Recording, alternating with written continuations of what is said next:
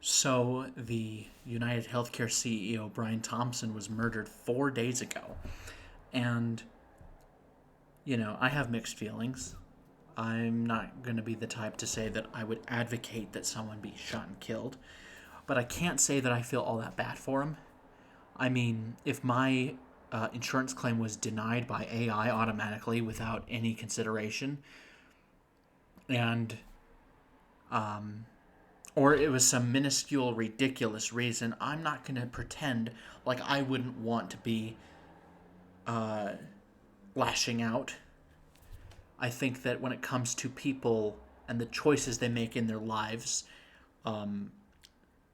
it will impact how people remember them when they die. This guy's company and he himself was under investigation for insider trading.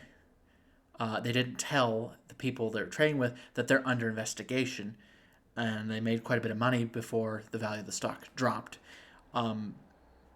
And given that people have had their claims denied, and or by AI, or the fact it was denied for a minuscule reason, you know, are you going to really be surprised that people want to put a price on your head or are going to want to lash out at you if you did that? If your company uses AI and the claim is denied automatically, or you denied it for a minuscule reason, that people, whether or not the claim was denied for a good reason, they want your head on a silver platter. I told, when my family asked me, what do you think of this? I said, when it comes to how people will remember you and whether they will mourn you or celebrate your death, it depends on what you did in your lifetime. When Betty White died, I don't think there was really anybody that was like, she deserved it. When Queen Elizabeth died, there were some people who were sad. Too many Americans to be sad, in fact, and some were celebrating. I was indifferent. As far as I'm concerned, she is the undemocratically chosen head of state, well, was, and, I don't care. Her son is probably more happy because he gets to have the top job. When it comes to this Brian Thompson guy who got murdered, like, yeah, it was illegal, but, when your company hurts people like that pretty badly, how can anyone be surprised that this happened? I'm not taking anyone seriously when they say that this is the beginning of class consciousness and a revolution. I don't take any of that seriously. We've been hearing that rhetoric for so long, and nothing has happened. Nothing has fundamentally changed. As far as I am concerned, I think that the backlash either way of he deserved it or he did not is just a little ridiculous. People need to get off their high horse and understand that you have a situation in which there was a guy who was a piece of garbage and he got murdered. Should that person be prosecuted? Sure. Does that mean they'll get convicted? Probably not. I would not be amazed if a hung jury or an acquittal happened because of this. And like I said, I don't condone this, but I'm not surprised it happened, and I don't feel particularly sorry for him. If my insurance claim is denied, or it was because of AI or some stupid reason, then yeah, I'd be pretty angry too, and I would not feel a whole lot of compassion for the person who denied it.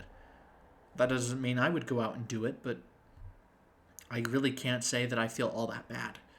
All these people say that this means we need universal health care, the same people who whine about government spending. And then they think that somehow, if we put the right people in charge, that means somehow everything's going to get better. I really have no faith in that kind of thinking. And it's really just it's a laughable thing to think that all these countries that have free health care, yet they're in NATO and they rely on us to put up the bulk of the money towards NATO, and that way they can focus on their domestic priorities. It's laughable. It's a ridiculous thing. If we stop participating in NATO and we got rid of the money we send to them, those countries would be in a world of hurt, because then they'd have to put up their own defense, and then they wouldn't be able to spend so much on healthcare. And as far as I'm concerned, the fact that the state is this bad at spending money, no matter who's in power, kind of tells me that it is a waste of time to even consider putting up universal health care, given that the VA sucks. the Department of Defense is a joke with spending. The fact that we will never be able to have accountability in either of those areas tells me that adding healthcare into the mix isn't going to make it better. So yeah, I think that's really where I'm going to leave it. But I think that people getting on their high horse about this, it was like when Trump got nearly assassinated. I didn't condone it. I said that it was wrong because this makes him a martyr.